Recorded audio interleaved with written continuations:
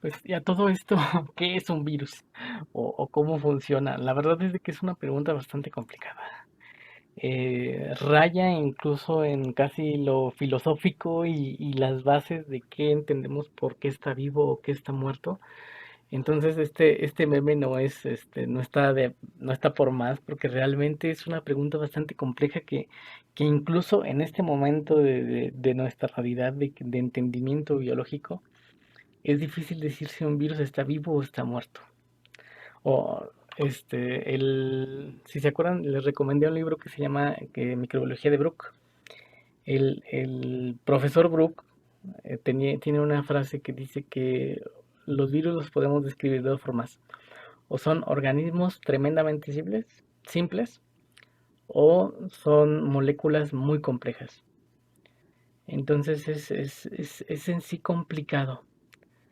Eh, Incluso tan complicado que nuestros árboles filogenéticos de la vida, si se acuerdan de los reinos, los dominios de Arquea, Eucaria, Bacteria, no contemplan a los virus. Los virus los clasificamos taxonómicamente igual por las cuestiones de morfología y de ADN, pero ellos tienen su propio, aparte, su propio árbol genealógico aparte, por así decirlo, su propio árbol filogenético y taxonómico totalmente separado de los seres celulares, ¿no?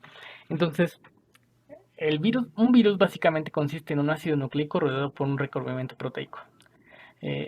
Los virus, no están recubiertos por células o no son células, no tienen metabolismo, no se reproducen por cuenta propia, son parásitos obligados. Eh, no tienen los componentes necesarios para sintetizar sus propias proteínas y sus moléculas de manera autónoma. Entonces toman la maquinaria de las células que infectan para poder ellos reproducirse. Por eso mismo es como tan complicado esto de poder, algo tan sencillo como poder decir si un virus está vivo o está muerto. Em, pero ¿qué es un virus? Un virus es un agente infeccioso muy, muy pequeño. Estamos hablando de que los más pequeños miden apenas 30 nanómetros y los más grandes unos 300 nanómetros. Ya los gigantes unos 500 nanómetros, que es el tamaño de las bacterias más pequeñas que existen. Em, y por eso me gusta mucho esta imagencita, para que vean más o menos el tamaño de los virus. Ahí se ve una célula, un eritrocito humano, que es esta parte roja que se ve en la esquina derecha, una E. coli, que como ya les había dicho anteriormente, es como la bacteria base. Todo lo medimos en E. coli cuanto tiene que ver con bacterias. Eh, y vean el tamaño que tienen los, eh, los virus, los diferentes virus. Aquí vemos adenovirus, bacteriófagos, que son los virus que infectan bacterias, de aproximadamente 250 nanómetros. Tenemos los virus más pequeños, algunos bacteriófagos que apenas miden 24 nanómetros, o el virus de la polio de 30 nanómetros.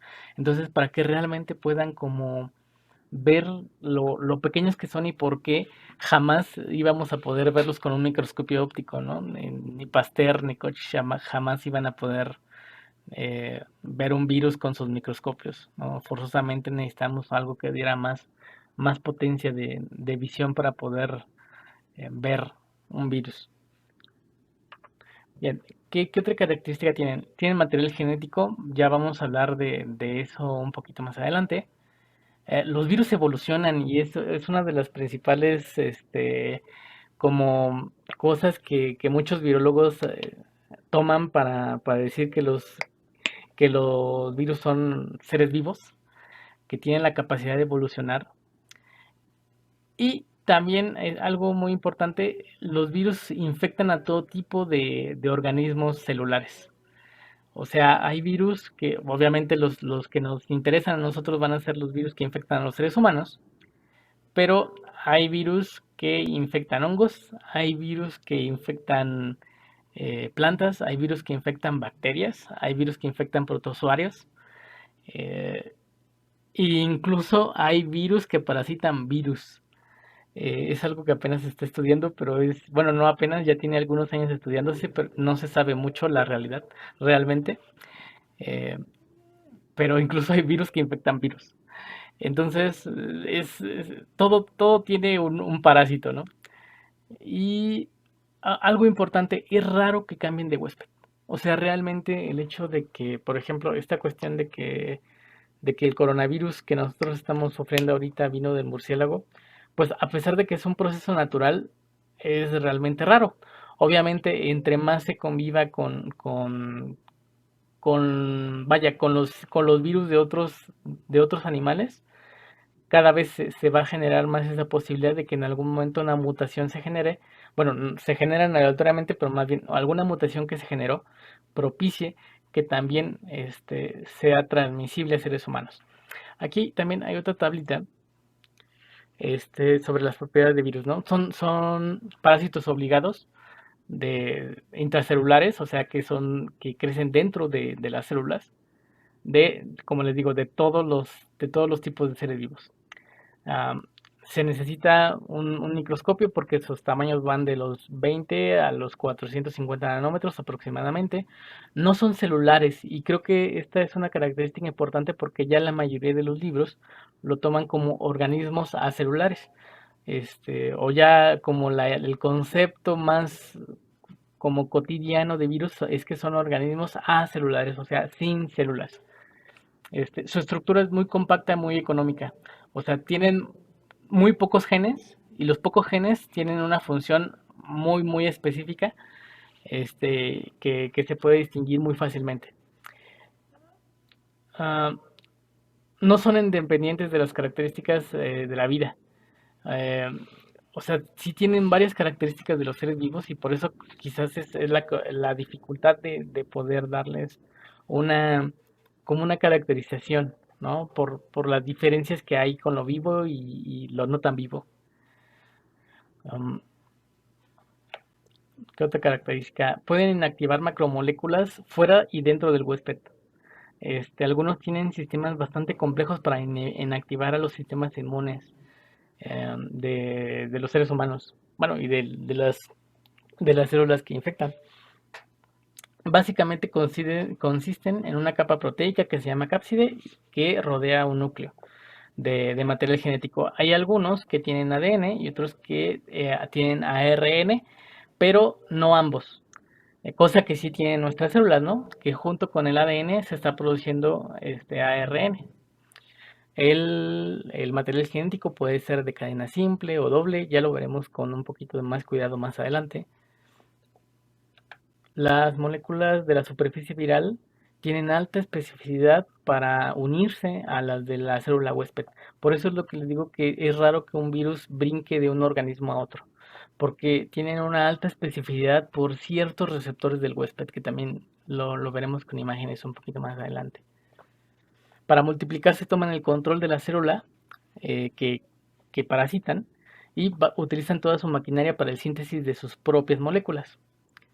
Los virus no tienen enzimas para procesos metabólicos y también no tienen enzimas para la producción de sus proteínas, o sea, utilizan los ribosomas de la célula que infectan. Entonces, como les digo, es complicado esta caracterización de decir que si un virus está vivo o está muerto, debido a la dificultad que somete que llega hasta un punto más filosófico que biológico, ¿no? De qué está vivo y qué no está vivo. Pero como les digo, el concepto que normalmente ya se utiliza en los libros es que son organismos acelulares, organismos sin células. Y por eso tienen una clasificación totalmente distinta. Hay una conferencia bastante interesante del doctor Lascano, que la tienen que ver. Yo creo que voy a hacer una tarea al respecto de ella, porque precisamente habla de cómo unir o cómo comparar a los virus con los organismos celulares. Y está muy, muy interesante. Eh, Bien, continuamos con la base de los virus. Como ya habíamos visto previamente, el virus arquetipo es este. Es un material genético envuelto por una cápside. Hay algunos que todavía tienen otra envoltura más, que es una membrana hecha de las membranas de las células que infectan, y a esto les llamamos virus envueltos o virus desnudos. Pero, como dicen, es la partícula infectiva, o sea, un virus completo, se le conoce como virión. Este ya es una partícula viral que puede infectar a una célula. Entonces, este es un virión, un virus completo. Como les digo, los componentes principales que todos los virus tienen va a ser una cápside hecha de capsómeros y material genético. Puede ser ADN o puede ser ARN, pero no ambos, aunque hay que algunas excepciones que tienen los dos, pero son realmente raros. Por eso decimos que o tienen ADN o tienen ARN. Opcionalmente, ya depende de cada uno de los virus, porque hay diferentes y cada uno tiene sus propias cosas. Van a tener una envoltura que está hecha de una membrana de fosfolípidos con las proteínas del virus, y también algunos tienen proteínas auxiliares, que son ciertas enzimas o ciertas proteínas muy particulares que cumplen funciones muy específicas que le ayudan al virus a poder replicarse, a poder tomar el control de la célula que infectan. Hablemos un poquito más al respecto de los diferentes componentes virales. Como les decía, básicamente los componentes o las partes que conforman un virus las podemos dividir en dos. Una es la cobertura, o sea, lo que está alrededor, ya puede ser la cápside, o la envoltura, que esta no se encuentra en todos los virus, y la parte central, o el núcleo, por así decirlo, que viene el material genético, puede ser ADN o ARN, pero recuerden, no ambos, excepto muy escasas excepciones, y una matriz proteica. Esta también no siempre se encuentra en todos los virus, ya que estas enzimas son así como muy específicas de ciertas funciones, y recordemos, los virus son realmente moléculas organismos acelulares muy prácticos, porque son muy compactos, ¿no? No tienen nada que no les vaya a servir, que no tenga una función esencial, por así decirlo. Entonces ya en su momento platicaremos cada una de ellas. Bueno, hablando de la envoltura, recordemos que no se encuentra en todos los virus.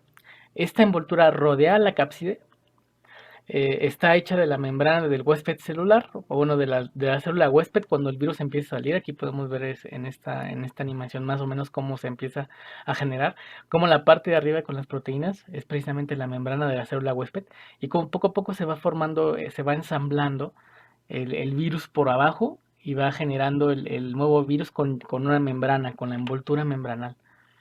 Entonces, así es como se genera. Este es, por ejemplo, cómo se ve el virus completo. La cápside está dentro y está rodeada por esta membrana, pero estas proteínas que están alrededor no son proteínas que forman la célula, sino que el mismo virus genera, y son proteínas de membrana, que salen a la membrana de célula huésped y se llevan precisamente cuando el virus está empezando a salir. Aquí, por ejemplo, vemos adentro la cápside del virus y cómo alrededor está la membrana.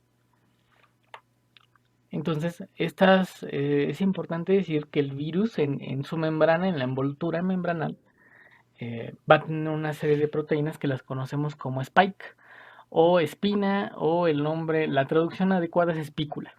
Entonces, que son precisamente este tipo que, por ejemplo, están en el COVID y están en la gran mayoría de los virus envueltos, en todos los virus envueltos, porque pues esta proteína les ayuda a interactuar con receptores de la célula a la cual van a parasitar en un futuro. Bien, luego tenemos la nucleocápside. Esta sí la tienen absolutamente todos los virus, y está conformada por una serie de proteínas que los conocemos como capsómeros. Además, dentro de ella va a residir el material genético.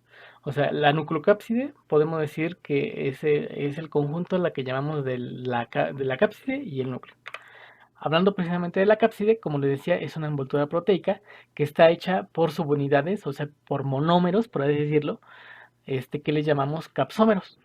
Entonces, estos capsómeros le dan estructura al virus, protegen el ADN, y en algunos casos, por ejemplo, los virus que no son envueltos también interactúan con receptores de la célula a la cual van a hospedar. Entonces, por ejemplo, en los virus que son, ahorita los vamos a ver en la forma de barril, el material genético incluso se coloca, por así decirlo, dentro del capsómero o la ayuda, por así decirlo, a organizarse dentro del virus.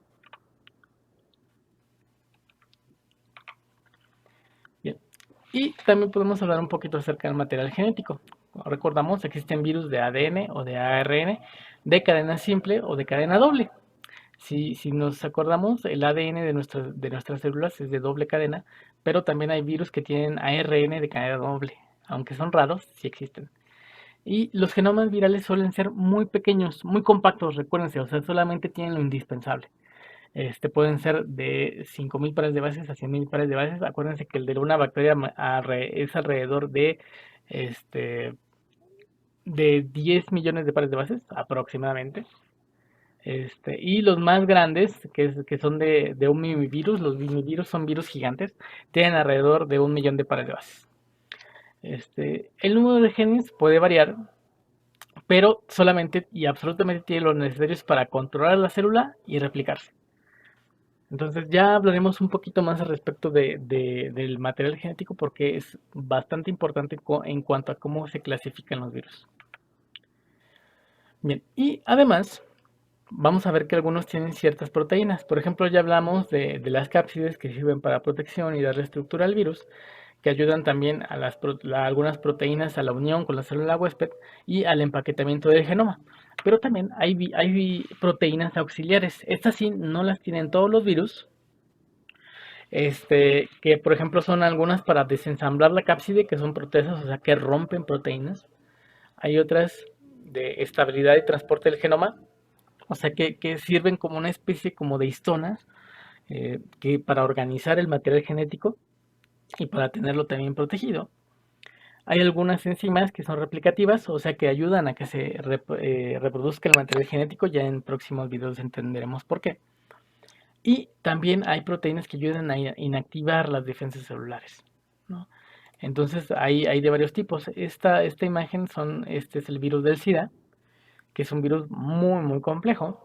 Les voy a hacer un acercamiento por si quieren leer para qué sirven cada una de ellas. Igual les dejo el documento, les voy a dejar el documento para que vean, para que puedan leer así a gran escala las diferentes cosas que vamos a encontrar en el virus del SIDA. Igual, de los virus que les tocó, algunos sí tienen incluso de este tipo de esquemas, de monografías, para que puedan ver un poquito con mayor detenimiento todo lo que van, el tipo de proteínas que tiene un virus. Como les digo, el virus del SIDA es un virus bastante complejo. Tiene varias proteínas auxiliares. Tienen incluso enzimas auxiliares porque las necesita para su método de replicación. Sin embargo, hay virus que son tremendamente simples, que nada más básicamente son la cápside y el material genético. Entonces, es bastante variable esta cuestión de la complejidad de un virus. Y bien, y otra cosa es las diferentes formas que tenemos. Básicamente, a la forma de los virus le llamamos simetría viral. Y hay 4 formas, que es la helicoidal, la icosaédrica, la circular y la mixta. En la helicoidal son como los virus que ya hemos visto en las fotos del virus del mosaico de tabaco. Estos están hechos de forma que parecen barras alargadas o hilos. Y la cápside es un cilindro hueco donde el ADN se integra, se pone alrededor y, como ya hemos visto, sirve así como para que esté organizado. Uno de los virus que afecta a los seres humanos y es de este tipo es el virus del ébola. Aquí podemos ver precisamente cómo se ve en fotografías de microscopía electrónica. Algunos otros esquemitas un poquito más amigables porque también es un virus envuelto. Entonces aquí lo podemos ver, cómo está la envoltura, cómo está la cápside, las diferentes proteínas que tiene. Bien, tenemos también, como decía, los poliédricos. Estos normalmente, la estructura que tienen va a estar hecha en una figura de 20 lados, perdón, por lo cual se les conoce como icosaedros, que aquí se ve su forma más o menos de cómo se ven. Y Estos básicamente están hechos por pequeños triángulos equiláteros que pueden tener cientos de capsómeros. Como les decía, la estructura polihídrica más común es el icosaedro, que tiene 20 caras. Tenemos también los circulares, que son básicamente icosaedros envueltos. Es importante decir que los virus que están envueltos los podemos decir que son am, polimórficos, o sea que tienen varias formas, como le llamamos en bacterias, pleiotrópicos, pleomorfos, perdón. Como ven, este virus envuelto, vemos que hay unos que son un poquito circulares, otros que están ovaladitos, y hay otros que no tienen así como una forma regular y otros que están muy alargados, ¿no? Y es precisamente por la membrana. La membrana precisamente les da que no sean tan circulares o que no tengan una forma tan estructurada como sí lo tiene, por ejemplo, los icosaédricos, los geométricos, que es una estructura geométrica bastante sólida, pero estos son un poquito más fluidos, ¿no? Entonces, dentro de este grupo tenemos, por ejemplo, a los del VIH o los virus de la influenza. El coronavirus es otro virus que también tiene esta membrana, ¿no? Y adentro, pues, una proteína, bueno, la cápside geométrica, eh, y puede tener varias formas, perdón.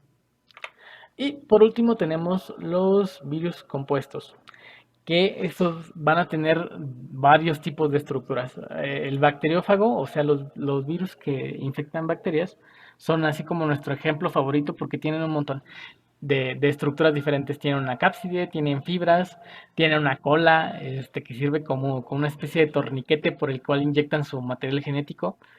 Entonces son virus que estructuralmente son muy complejos. Esta imagen me encanta de cómo este bacteriófago está infectando una bacteria. Estos como que inyectan su material genético. No todos los virus, solamente estos virus lo hacen, que inyectan el material genético y se quedan afuera la cápside como si fuera un cascarón vacío. La gran mayoría de los virus entran a la célula y ya dentro de la célula rompen su cápside, pero este no. Entonces lo hace bastante interesante. Y es tan compleja la estructura de este virus que incluso el hacerlo es bastante complejo, o sea, el ensamblarlo dentro de la célula.